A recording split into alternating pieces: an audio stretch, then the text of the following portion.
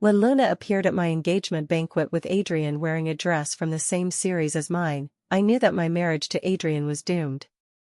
As the daughter of a mistress, she would snatch Adrian from me just as her mother had taken my father from my mother. However, I could not let her succeed. I wrecked the engagement banquet I had meticulously prepared and left City A as quickly as possible. I was done playing along.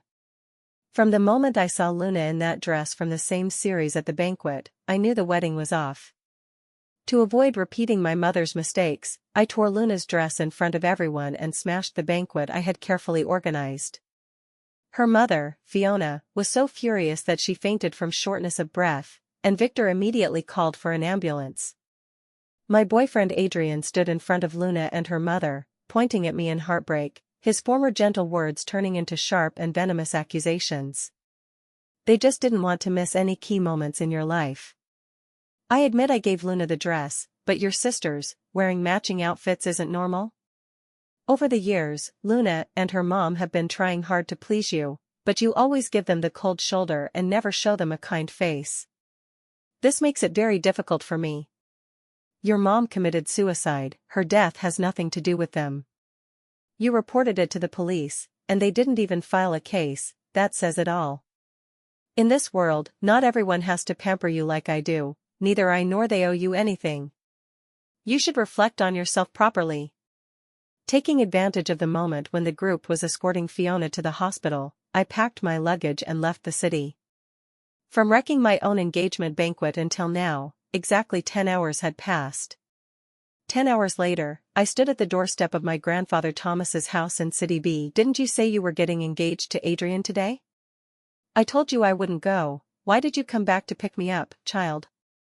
My grandfather's weathered face was full of wrinkles as he looked at me in astonishment, resembling a refugee. After speaking, he shifted his gaze to the suitcase beside me. He belatedly realized that I wasn't there to pick him up for the engagement banquet. Instead, I seemed to be seeking refuge with him. I told you long ago that one day, the one who would care for you in old age and see you through to the end would be me. I grinned, fearing my grandfather might turn me away, so I quickly blocked the door with my suitcase. Then, while he was stunned, I deftly pulled the suitcase inside and squeezed through the door. After my mother was driven to death by Fiona and Luna, I had proposed to my grandfather that I would not date or marry, and for the rest of my life, I would accompany him in the village to enjoy his retirement. My grandfather let me stay in the village for 3 months, confirming that my grief over losing my mother had eased considerably. He took a deep drag on his cigarette and finally urged me to return.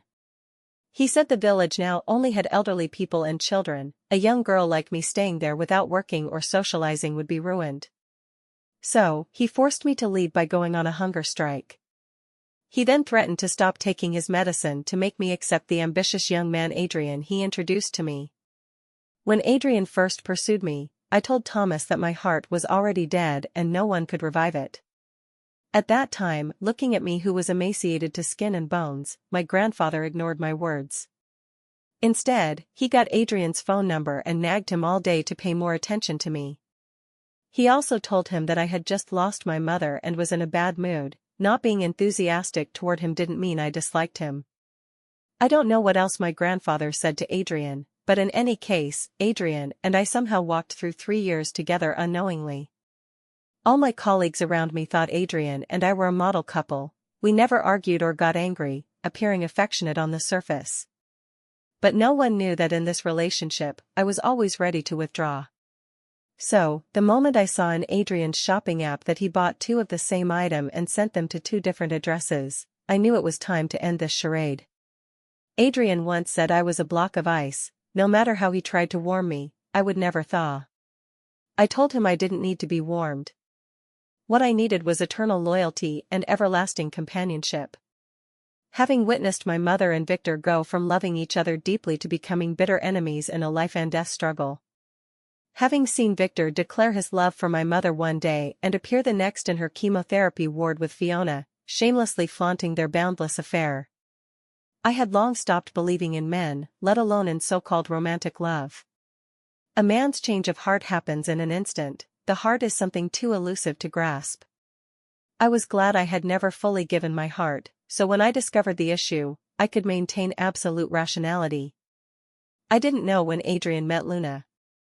For me, the name Luna was poison, just touching it made me uncomfortable all over. She, like her mother Fiona, was my taboo. Over the 3 years, in moments when I was touched by Adrian, I had confided in him. I told him that in this world, I hated Luna and her mother the most. The people I least wanted to see were them. I also told Adrian that I wouldn't go near any place where they appeared. At that time, he affectionately stroked my hair, holding my hand tightly. He gently but firmly told me he had noted it. In this life, he wouldn't make me uncomfortable. If I didn't like them and didn't want to see them, he wouldn't let anyone bring them before me. But in the end, it was he who personally sent someone to pick up Fiona and her daughter, bringing them to our engagement banquet. Moreover, when I confronted Fiona and her daughter, he stood on the opposite side, using his body to protect my enemies. I placed the suitcase in the room I used to stay in. Thomas was accustomed to changing the bedsheets every half-month. It looked quite clean, so I directly lay down on the bed. Over these years, nowhere gave me a sense of security. Only in this house, in this home with Thomas who treated me sincerely and would never betray me, did I feel somewhat at ease. Since Adrian liked Luna so much, he could get engaged to her. I was done. Are you really breaking up with Adrian? That child is quite kind. If you miss him, you might not meet someone better. Thomas saw that my return this time was unusual. His eyes suddenly filled with worry. He stood by my bed hesitantly, but eventually asked. He is kind, so he indiscriminately gave his kindness to Luna as well. Thinking carefully, apart from today's incident, Adrian and I had never had any conflicts. When we first confirmed our relationship, I was very depressed. For every date, I was cold-faced and indifferent to him. I thought to myself that it would be best if Adrian got angry and ignored me. That way, I wouldn't have to go against my will to date him. As long as Adrian gave up on me, even if Thomas forced me again, he couldn't do anything about it. I didn't expect Adrian to have such a good temper and so much patience. He treated me like a kindergarten little girl. No matter how rude my requests were, he would respect and comply with them. Before meeting Adrian, I didn't think I had the slightest flaw of being a bad girl. But compared to him, I once felt I was too much. Under his persistent tolerance, one day I finally couldn't bear it. I extended my hand to him for the first time. From then on, continuing until 3 days ago, I always thought he might truly be my salvation. Yes, that's right. 3 days ago, I saw his orders on Adrian's phone. Because we were preparing for the engagement, for the past week, we had been living in our marital home. To conveniently discuss the details and procedures of the engagement banquet, we each had our own room. Seeing his phone was purely coincidental. At first, I thought his order was for me, considering I really didn't like bright red and didn't want to compromise myself for him and the guests. So, I wanted to privately negotiate with the store to change the dress color. Unexpectedly, when I opened my orders, in the past half year, every gift he sent me, he had bought 2 copies. One sent to my former home, one to my rented apartment. One with my name, the other recipient's name was Luna. I remember, when I saw the recipient as Luna, I thought it was a coincidence with the same name. After carefully checking Luna's number, I confirmed he was really in contact with Luna behind my back. With disbelief, shock, and various emotions, I opened his Facebook for the first time. I discovered that as early as 1 year after Adrian and I were together, Luna had added Adrian on Facebook under the pretext of repairing our relationship. At first, the two maintained surface-level distance and politeness. As Adrian's Instagram gradually revealed his family background, and as it posted too many videos and photos of him pampering me and showing affection, Luna's tone gradually became ambiguous. On my birthday last year, under the pretext of giving me a gift, Luna met him again at midnight after Adrian sent me home. As for the gift she mentioned, a year has passed, and I still haven't seen or received it. From the chat records, it was clear that that night, Luna and Adrian had a sexual relationship. For the entire year after that, exactly 365 days, Adrian fulfilled his boyfriend duties with me while occasionally making time to accompany Luna. Even on Fiona's birthday, he would attend their family gathering as a son-in-law. In the photos Luna sent to Adrian, Victor and Fiona were both dressed in expensive clothes, with Adrian standing behind Fiona and Luna behind Victor. In front of them was a 3-tier birthday cake. They all looked at the camera, each with a smile of happiness on their lips. What a harmonious family of 4. I remember that when Fiona turned 50, she called me, but I hung up as soon as I heard her voice. Adrian had also subtly asked me if I had plans this weekend and whether I wanted to go home to see Victor. I refused without hesitation. At that time, I thought he was just asking casually. I never expected that while I didn't go to Fiona's birthday, he did. At today's engagement banquet, Adrian quietly invited Fiona and Luna. He wanted to lay his cards on the table and force me to accept their family of 4. He didn't expect that after dating, I, who had always given him face, would publicly tear Luna's dress. Even less did he expect that in my frenzy, I would even hit Fiona and Victor. Thinking of Victor with wine poured over his head and Fiona howling in pain after I stepped on and broke her little toe, I regretted not performing even better. Adrian is the son of my comrade. Logically, with his strict family upbringing, he shouldn't engage in such despicable behavior. This world, I'm understanding it less and less. Girl, do whatever you want from now on, Thomas won't interfere anymore. Just remember one thing, our family can't suffer losses anymore. The grievances your mother endured from your father, you must reclaim for me. And for yourself, double that. Although Thomas found it hard to believe Adrian would cheat, he trusted that I wouldn't lie about such a thing. He let out a long sigh and poured me a cup of my formerly favorite herbal tea. Watching the steam rise, I unexpectedly recalled Adrian's gaze at me during the engagement banquet: anger, disbelief, shock, and shame. How tolerant and inclusive he was toward me before, he was equally harsh and strict today. Fiona and Luna were my mother's killers. He hadn't experienced my pain, yet he demanded I let bygones be bygones with a smile. I couldn't do it. Never could. If it were him, and his stepmother had driven his biological mother to death, could he generously become family with her? Certainly not. Human nature is forever selfish. No matter how well Adrian disguised himself over 3 years, he eventually slipped up. I was glad the timing of his exposure was just right. I was even more glad that in these 3 years, I hadn't fully given myself away. Whether body or heart, I always belonged to myself. Don't worry, your granddaughter is stronger than your daughter. I have 100 tricks up my sleeve, all clever, unlike your daughter who not only had no tricks but was straightforward. This full suitcase of mine isn't packed with clothes. Thinking of the suitcase's contents, I glanced at my phone. I was waiting for Adrian's call. But I never expected that the first call would come not from Adrian, but from Luna. Sister, why bother? Brother-in-law brought me and Mom to your engagement banquet just to ease our family relations. We came to integrate into this big family. Why do you always reject me and Mom?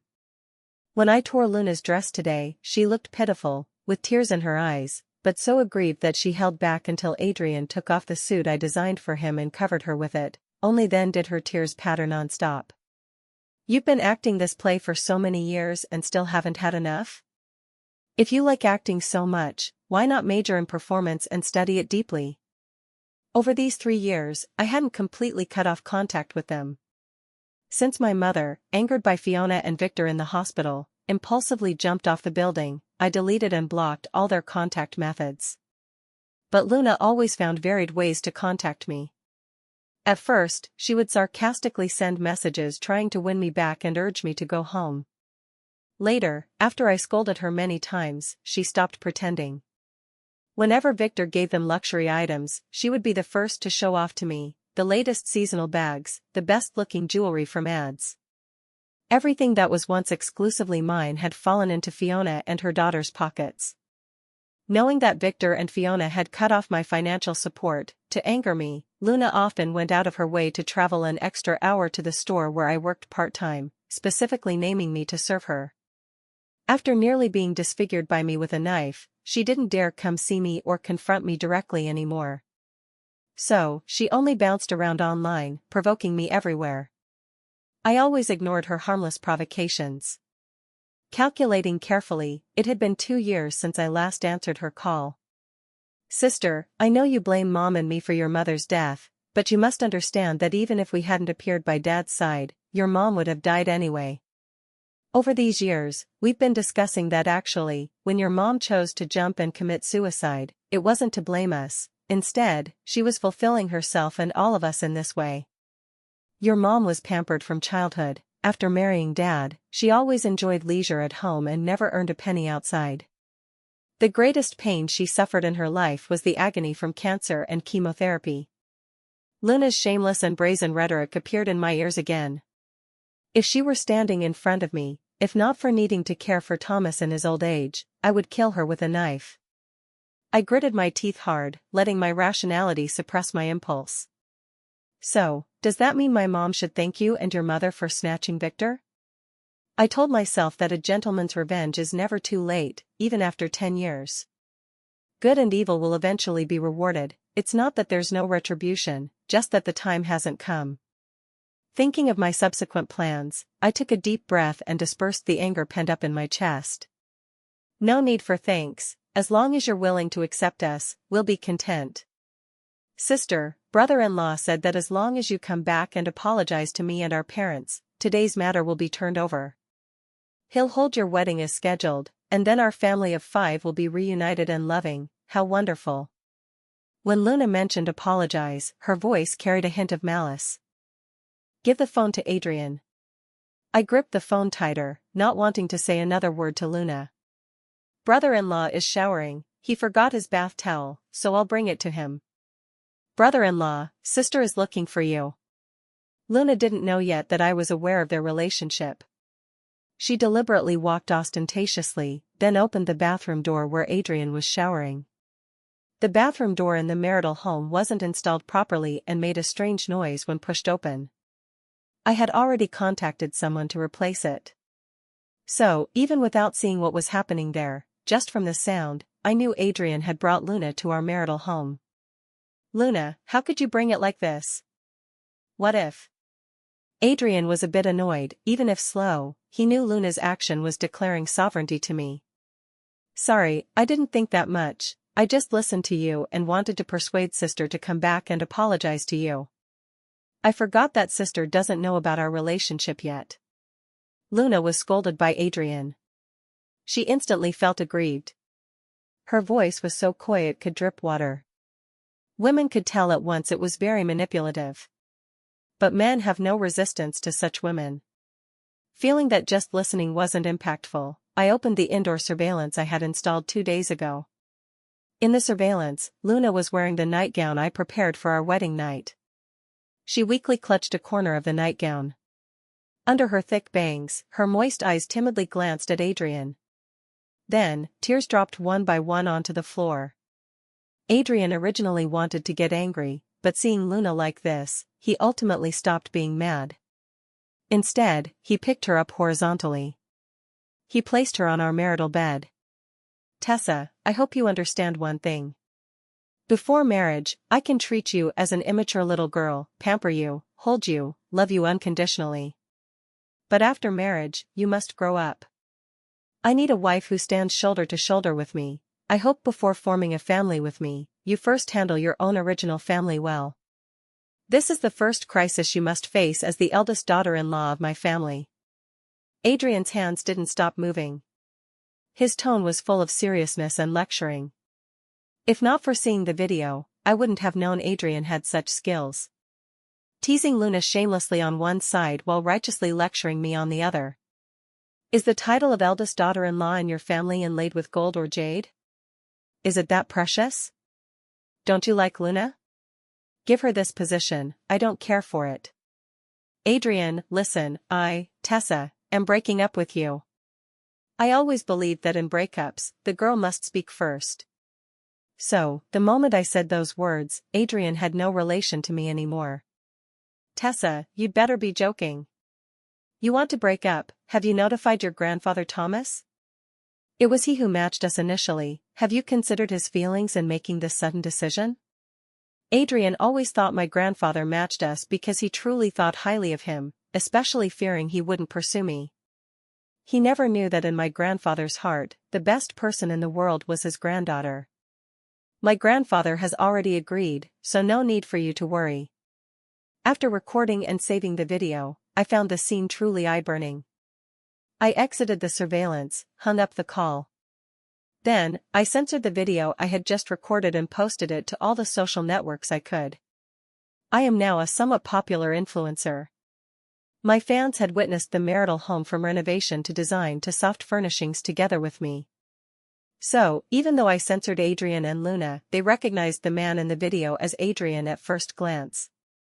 And the girl in the video had a different figure from mine. My fans confirmed it wasn't me through Luna's bracelet, hairband, and short legs. Now it was interesting. My boyfriend was fooling around with another short girl on our marital bed in our home. Cheating. Two-timing. Morally corrupt. Scumbag. Such words instantly flooded my comment section. Coincidentally, Adrian's mother had always followed me and was my top fan. After seeing the video and comments, she contacted me immediately. Tessa, Adrian didn't mean it, you were too much today, so he deliberately brought Luna back to your marital home to anger you. Men need to be coaxed, coax him more, bow your head and admit fault first, and later if you tell him to go east, he won't dare go west. Adrian's mother had always loved lecturing. She often sent me short videos about the 3 obediences and 4 virtues for me to watch. I always ignored them. Auntie, Adrian and I have already broken up. Please don't contact me anymore. I typed word by word. Then, before she could respond, I blocked her. Previously, for Adrian's sake, I endured her lectures and poison. Now, I didn't want to endure even a moment. Besides, I posted the video not waiting for her. I was waiting for Fiona. She didn't disappoint me. At noon the day after I posted the video, Fiona called me. Tessa, what exactly do you want? Fiona's level was much higher than Luna's. To lure her into the trap, I had worked hard for 3 years, but she remained unmoved. This time, if Luna hadn't offered her head, I didn't know how long I would have to wait for this call from her. I don't want anything? Your daughter willingly became a mistress, willingly let herself be toyed with. I have the right to ruin her reputation. To make her pointed at by thousands. I always knew Fiona was secretly following me, especially happier on Instagram the more miserable I was. So, I believed that after posting my video, if Adrian's mother could recognize Adrian, Fiona could certainly recognize Luna. Delete the video, and I'll send your sister abroad, return the living expenses that should be yours. Even if you marry Adrian, I'll have your dad prepare a dowry for you, so you won't lose face in Adrian's family. Fiona brought out what she thought I needed and desperately wanted. She was confident and assured. After all, since my mother's death, Fiona had controlled my family's finances. It was because of her that I couldn't go abroad as planned and couldn't study the major I wanted most. Now, she was returning everything. Logically, I should be overjoyed to tears. Prepare the dowry for your own daughter Luna, I don't need it. I refused indifferently. I have to say, being controlled by others is not as good as controlling them. The feeling of mastering everything is so clear and refreshing. What do you mean? Fiona had designed a socialite role for Luna. She was usually very strict with Luna, checking everything from what time she came home to what friends she associated with. Ironically, she forgot about Adrian. Don't you want to know who the man with Luna is? It's Adrian. You previously went to great lengths to snatch my mom from my dad, now Luna is following suit, wanting to snatch Adrian from me. I'm different from my mom, she couldn't let go and didn't want to release. I can think openly, if she likes Adrian, I'll fulfill her. Thinking of the other things in the suitcase, I flipped through them one by one, took photos, recorded videos, and sent them all to Luna's school. Of course, before sending to Luna's school, I first sent them to Fiona for review. To strike a snake, hit its vital point. Although Fiona and her daughter were both scum, I had to admit that no matter how scum Fiona was, she deeply loved Luna. So, to revenge Fiona, I would destroy Luna step by step. Wasn't Fiona most proud that Luna was an upcoming graduate from H University? Then I'll make sure Luna can't graduate. Didn't Fiona want to marry Luna into a more prestigious family than the Zhongs? Then I'll completely block Luna's path to marrying up. Didn't Fiona deeply love Luna and, after marrying Victor, exhaust all means to cultivate her? Then I'll make sure she can't establish herself in any industry. A whole suitcase full of evidence of proxy exams and cheating, a whole stack of explicit nude photos. If I hadn't gone to the marital home to get things, I wouldn't have discovered this pile of secrets Luna hid under Adrian's bed. Tessa, I know you hate me, but if you want to revenge me, come at me boldly like yesterday. If I, Fiona, blink an eye, consider it my loss. But Luna is innocent. She's still young, you're her sister, you can't harm her like this. After seeing the evidence I sent, Fiona completely panicked. Her voice rose much higher. Her usual affected gentleness was no longer pretended. She wished she could come through the phone to me and torture me to death. Don't worry, I won't miss you. You might not really understand your daughter, Luna has never been innocent. I had no interest in personally unveiling my bloody scars in front of Fiona. What Luna did to me back then was no less than what Fiona did to my mom. This mother-daughter pair deserved what they got for their actions. I also believed heaven is fair. But I believed more that true fairness is created by one's own hands. Afterward, as I expected, the news of Luna's proxy exams and cheating spread like wildfire. It not only caused a huge stir at her school but also stirred up a storm nationwide. She was advised to withdraw from school and rejected by Adrian's family. No matter how much effort Fiona made, the entire circle knew of Luna's absurdity and boldness. The mother seduced her best friend's husband, the daughter seduced her sister's fiancé. This mother-daughter pair truly followed the example, inheriting the family style. What surprised me most was that Victor suddenly divorced Fiona after Luna's news came out. I always thought that Victor abandoning his original wife of decades meant he truly loved Fiona. No matter how thick the evidence I sent him, of how much Fiona embezzled and transferred their joint property in the 3 years since marrying him, he had rose-tinted glasses. Even, Victor might not believe the evidence I sent him, instead turning it around and accusing me of slander. I had prepared a second plan for if he didn't believe me. But he did believe it. When I first got the news, I was a bit dazed. If Victor had been this clear-headed from the beginning, perhaps my mom wouldn't have died. Tessa, you must be satisfied now. Seeing Fiona and Luna again, they were waiting at the airport. I didn't expect enemies' paths to be so narrow, facing each other directly. Not quite satisfied. I surveyed the glaring Luna and answered calmly. My mom paid with her life because of them. They were merely returning to square one, and compared to before, they had gained a large sum of money. In calculation, they still profited. What was there for me to be satisfied about? You drove us out, thinking your dad would want you? You're too naive, you don't know yet, your dad is in love again. This time, the person is only in their 30s. Fiona was very unwilling. She originally thought marrying my dad would end her wandering life. She didn't expect to be swept out in the end. Victor stopped being my dad the day my mom died. If he wants to marry, let him. After all, he didn't have much time left to live.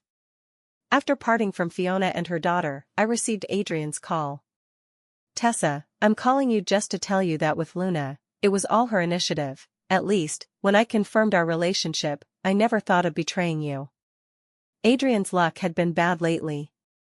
Since his affair with Luna was exposed, he was grounded by his family and had his cards cut off. The once carefree, laughing young man suddenly aged several years. One thing Thomas was right about, the Jiang family had strict upbringing. Even though Adrian was their biological son, with such a scandalous news, they couldn't save face. Naturally, they gave Adrian no good looks.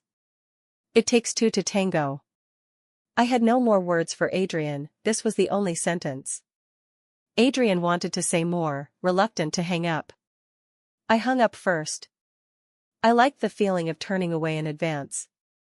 After witnessing my mom's hand slip from my palm, I disliked the taste of being abandoned. 6 months later, while accompanying Thomas on a trip, I received a call from the family butler. Victor was dying.